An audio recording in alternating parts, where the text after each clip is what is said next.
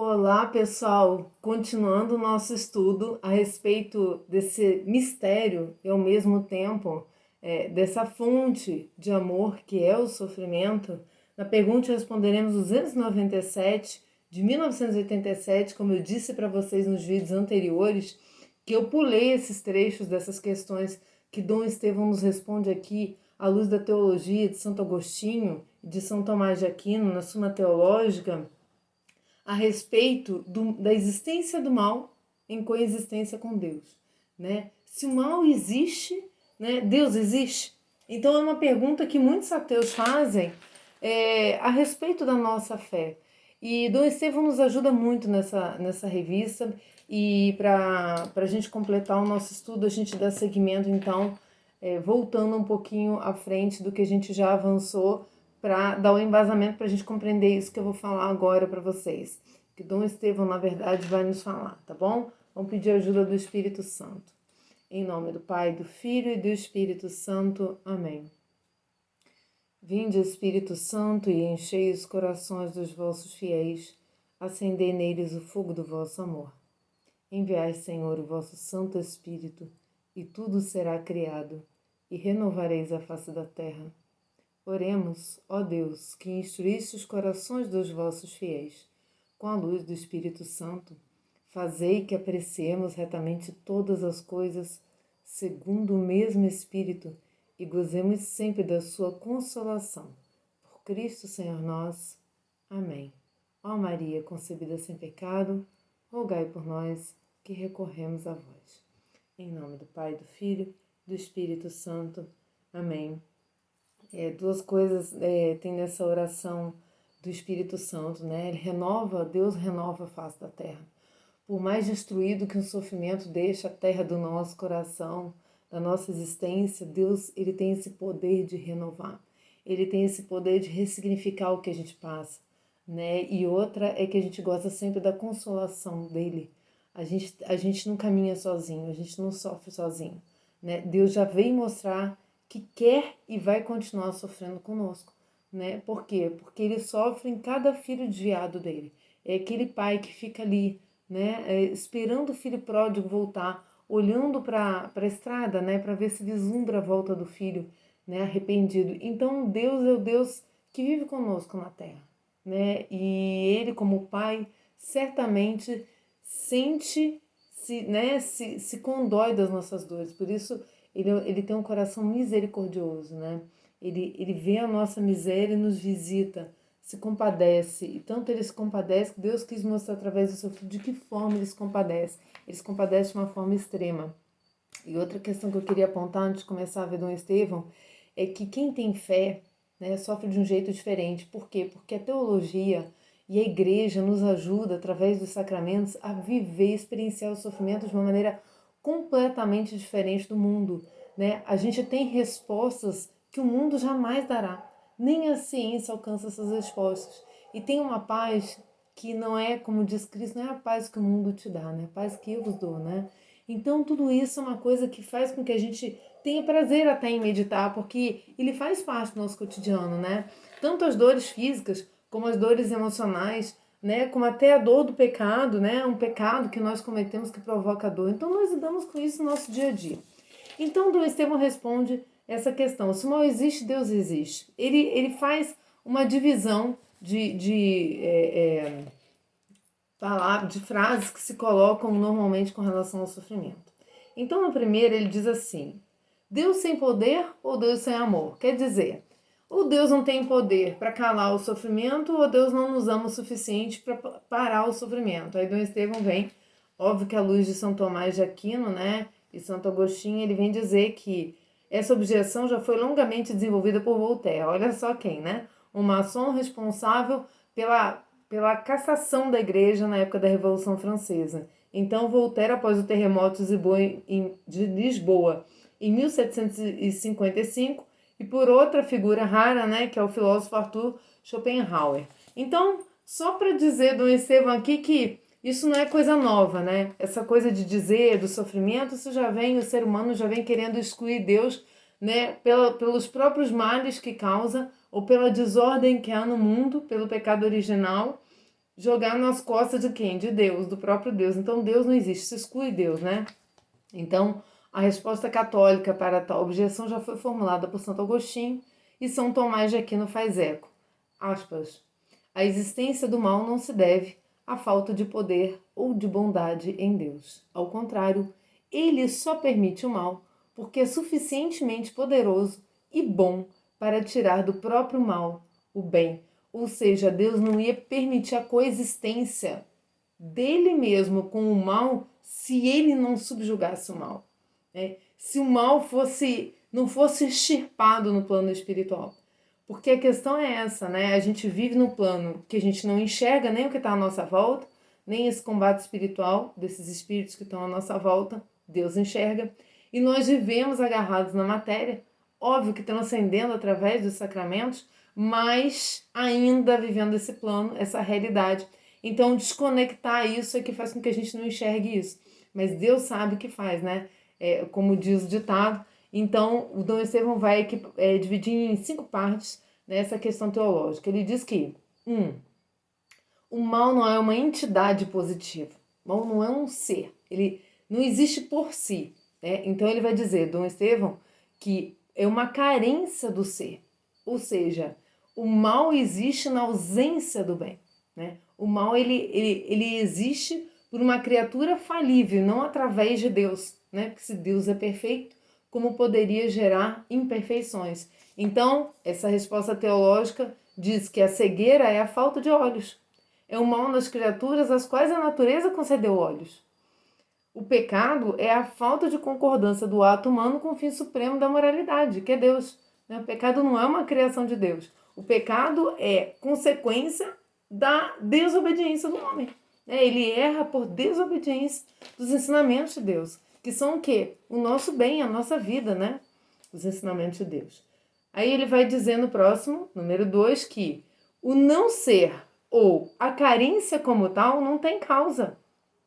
Né? Só pode ser indiretamente causado por um agente falível ou uma criatura que, ao agir, seja capaz de produzir um efeito incompleto, carente de sua perfeição. Ora, porque tudo que vem de Deus é completo e perfeito.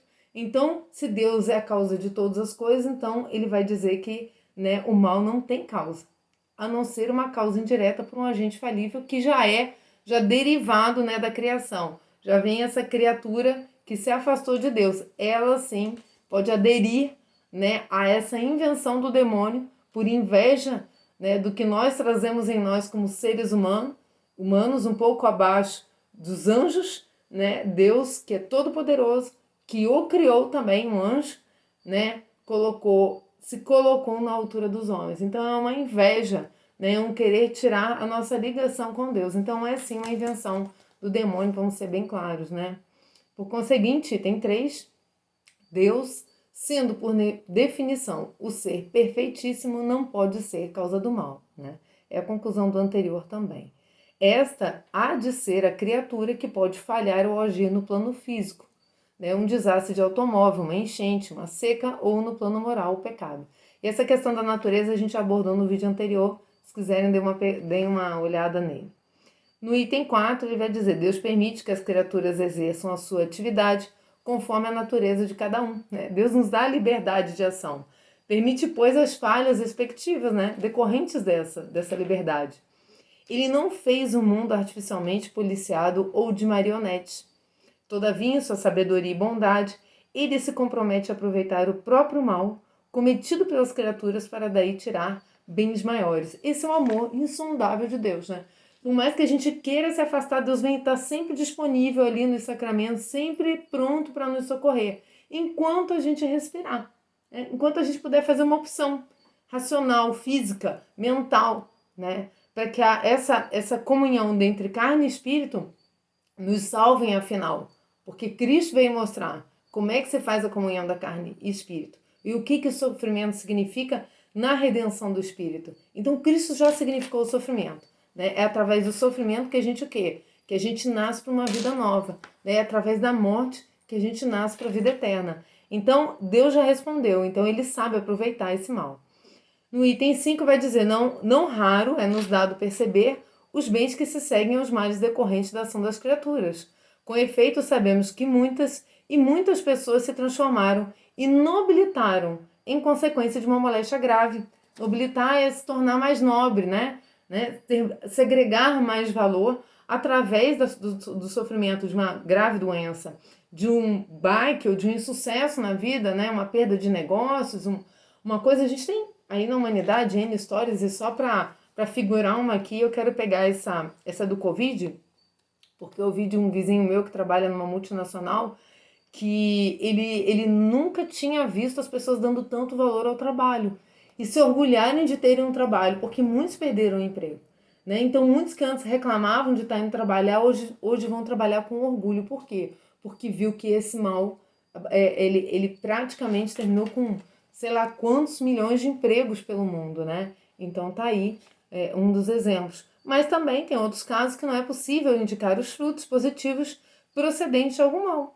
Né? Então, tem uns casos em que você não vai ver um fruto positivo. Por exemplo, crianças pequenas que vão crescer sem os pais, sem um dos genitores, né? Não tem nada de positivo nisso, é uma perda realmente. Então, fica aí o mistério, realmente, né? Mas tudo também fruto, né, do caminho que nós fazemos como cristãos, carregando nossa cruz. E todos nós, né, com genitores ou órfãos, vamos ter que carregar nossa cruz também nessa vida. Mas o cristão tem a certeza de que, no final dos tempos, lhe será concedido contemplar o plano de Deus e as ligações existentes entre os fatos que ele abrange. A resposta teológica aqui esboçada será mais amplamente, né, dita no capítulo 2 desse artigo, e mais para frente. E Dom Estevão segue dizendo que a existência do mal no mundo não significa falta de poder ou de bondade em Deus. Os caminhos de Deus não são os dos homens, diz o profeta. A visão que Deus tem das criaturas e da história é muito mais extensa do que a que nós temos. É uma visão muito limitada do ser humano. Como eu disse antes, a gente vive no plano material. A gente não enxerga o que está à nossa volta, né, que é transcendente e que nos atinge física, mental e espiritualmente. Por causa de nossas perspectivas limitadas, corremos o risco de apontar sem mais um mal ou um desastre onde há apenas o preâmbulo de um grande benefício arquitetado sobre a própria falibilidade das criaturas, e a gente pode ver aí que algo transcendente que a gente pode nomear, que é o quê? O caminho de santidade, né? Eu acho que as pessoas que mais agregam valores quando sofrem são aquelas que se santificam mais rápido, né? São aquelas que aproveitam os sofrimentos para sublimar a sua fé, oferecer os sofrimentos pela humanidade junto com Cristo, né? Se tornar um outro Cristo para a humanidade. Então, tem um significado muito forte. E quando eu estava lendo isso, eu peguei a primeira carta de São Paulo aos Coríntios 13, do 9 ao 10 e o 12, tá? Então, eu estou no capítulo 13. Vamos pegar aqui rapidinho, porque eu acho que vale muito a pena. Pois o nosso conhecimento é limitado, ilimitada é a nossa profecia. Mas quando vier a perfeição, o que é limitado desaparecerá. No 12. Agora vemos em espelho e de maneira confusa, mas depois veremos face a face. Agora o meu conhecimento é limitado, mas depois conhecerei como sou conhecido. Essa tradução de Dom Estevão Bittencourt, da Bíblia de Jerusalém, né? Primeira e segunda carta aos Coríntios, foi Dom Estevão que traduziu ela pra gente. E como nós somos conhecidos, né? Como nós somos conhecidos, né? Nos conheceremos como somos conhecidos no plano espiritual, meus irmãos. Né? Quando a gente fechar os olhos para as luzes desse mundo, o que vai aparecer na nossa frente? A nossa vida espiritual, as nossas escolhas, o quanto amamos, porque a primeira carta 13 fala do amor, né? Fala da caridade, que sem a caridade eu nada sou. Essa leitura que é muito lida nos casamentos, porque o amor é que nos revela para Deus. No final das contas, vai ser a nossa aderência ao amor de Deus, e quem me ama obedece os meus ensinamentos, vai dizer Jesus, né? Obedece os mandamentos. Então é esse amor que vai revelar o que nós somos. E aí a gente vai conhecer tudo, o motivo dos sofrimentos, em que situações sofremos, tudo vai ser revelado, né? Tá aqui na primeira carta aos Coríntios 13. Então eu acho importante a gente fazer esse link com a Bíblia, porque a palavra de Deus ela é muito sã, né?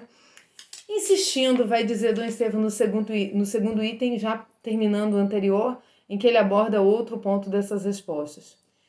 Aspas, não aceito a explicação, pois frequentemente me parece que a desgraça é tão somente desgraça, longe de qualquer plano providencial de Deus. Aqui no Estevão está ouvindo, né, o povo falar, e ele responde: a propósito, formularemos 3 observações. Número 1. É preciso que a criatura não faça de si mesma o padrão ou critério para avaliar felicidade ou desventura. Ou seja, é um padrão subjetivo, né? Até o padrão de sucesso é subjetivo, o padrão de felicidade para o cristão é totalmente diferente do padrão do mundo, né? O padrão de vida é diferente, porque nós buscamos a vida eterna. Nós não vemos a vida aqui no fim último. Né? Então, são parâmetros diferentes. Ele vai dizer, não diga se eu não vejo o lado positivo de uma desgraça, tal lado positivo não existe. Somente aquele cujo olhar abarca toda a história da humanidade pode definir o sentido real que cada acontecimento tem nesse conjunto que nós vivemos atualmente. Então, o grande sofrimento é algo subjetivo. Tá? Vamos para outra coisa que é subjetivo, que se trata do aproveitamento desse sofrimento, que já é a abordagem número 2 de Dom Estevão. Ele vai dizer, se determinado mal não tem realmente uma contraparte positiva ou valiosa, isto se deve muitas vezes ao endurecimento ou à indisposição do ser humano. E ele toca no ponto nevrálgico, né? Que o sofrimento ele revela o nosso grau de fé. Né? Muitas vezes quando você passa um dissabor, aquilo ali vai dizer o quanto você consegue ser grata no meio dos seus sofrimentos. E aí vem uma frase que eu coloquei nas nossas mídias aí, que diz, Deus não constrange ninguém a acolher a sua graça. Com outras palavras, a pessoa que sofre pode fechar-se numa atitude de revolta que a torna impermeável à ação do Espírito Santo. O Espírito Santo não penetra essa alma, não tem como. Porque ela não se perdoa, porque ela não perdoa os outros, né? Porque ela não busca a redenção numa vida que vem futura, porque ela não ressignifica com Deus a sua vida, o seu passado, não baseia em Deus o seu futuro, então ela vive num sofrimento. Ela vive aí, a gente pode pegar a ansiedade, a gente pode pegar o mal da depressão, né? Que é o gatilho que acontece muitas vezes por uma desilusão, por um sofrimento grande, não é? Essas doenças que precisam de tratamento, mas ao mesmo tempo tem uma carga espiritual nelas, né? E o número 3, Dom Estevão vai dizer, e aí eu já aproveito para dizer que o resultado é sempre o objetivo, porque se alguém insiste em negar a existência de Deus por causa dessas proposições, né, dessas desgraças existentes no mundo, elimina do seu horizonte um fator de esperança e coragem e não resolve o problema do sofrimento. Ou seja, você acreditar ou não que Deus existe, ele existe independente do que você acredita, você não resolve o seu problema, ou o problema do sofrimento com ódio a Deus, ou com rejeição a Deus, ou simplesmente achar que você só existe, né? Você é uma coisa vinda do pó que vai voltar ao pó, né? Então não resolve, ao contrário, cria para si um novo problema, né? Porque além de todo o sofrimento que você está passando, você ainda vai ter que achar um sentido para sua vida. Com efeito, verifica-se que muitas e muitas pessoas, quando sofrem, apelam espontaneamente para Deus. Assim, nos cárceres, nos hospitais, nas trincheiras de guerra. Eu fiz parte da Pastoral da Saúde, uma época eu visitava, né, os leitos de hospital. E é impressionante a abertura que um doente tem para rezar. Eu acho que ele tem essa abertura para rezar muito mais que se eu batesse na casa dele, né, no meio de uma reunião de família ou numa festa, e ele quisesse ele ficar 1 minuto comigo no portão rezando. Mas no leito do hospital ele fica até mais tempo que isso, ouvindo a palavra de Deus, meditando a palavra de Deus. Então é para a gente parar e pensar sobre isso. Quem sofre experimenta muitas vezes a necessidade de um auxílio mais do que humano para tirá-lo da sua dor e salvar da desgraça os seus semelhantes. Ou até para continuar sentindo aquela dor. Ora, os santos que sofreram, Santa Faustina, Santa Teresinha, Santa Teresa d'Ávila, com terríveis doenças antes de morrer, né? Santa Faustina sofreu anos, né, de tuberculose. Então, você imagina, o que ela fazia? Amava Cristo, né? Aí vem a carta aos Coríntios, né? Então, é por aí. Mas, se alguém nega a existência de Deus, vê-se diante de um mundo marcado pela injustiça e retido pelas leis do mais forte, que esmaga o mais fraco, sem que possa haver esperança de restauração da ordem ou do reconhecimento dos verdadeiros valores. E a gente pode fazer esse caminho junto com os judeus que condenaram Cristo porque queriam um redentor para os seus problemas terrenos e não reconheceram nem na morte, né, e nem na entrega do amor de Cristo, de um homem 100% inocente, né, que era Deus e que demonstrou que era Deus pela própria lei judaica, por tudo que ele revelou dentro da lei judaica, ele se revelou como muito acima de tudo isso, né, porque ele é Deus, e eles rejeitaram. Então essa rejeição é essa aqui que Dom Estevão nos lembra, né? Você fica retido pelas leis que esmagam o mais fraco, né? E como aquele povo sofria, né? O povo judeu, sem que possa haver esperança de restauração da ordem. Essa é a rejeição de Cristo, essa é a rejeição da salvação, né? Então, no item 3, Dom Estevão vai dizer só para os maus. Somente os criminosos deveriam sofrer. Quantas vezes a gente não ouviu isso, né? Ao passo que os justos haveriam de gozar de paz e felicidade. Vai dizer Dom Estevão, todos os seres humanos são portadores do pecado, ou seja, estou dizendo que só os criminosos deveriam sofrer, então eu não sou pecadora e nem criminosa em momento nenhum. Eu não mato ninguém pela fofoca, pela língua afiada, né? Então tá aqui, não os dividamos em criminosos de um lado e inocentes do outro lado. Os que não cometem graves faltas morais trazem dentro de si a potencialidade ou a capacidade de os cometer, ou seja, não se tem muita conta. Né? Os que estão de pé, cuidado para não caírem. 2. O sofrimento não deve ser considerado apenas como punição ou sanção devido a um réu. Ao contrário, o sofrimento tem um significado muito mais largo e nobre.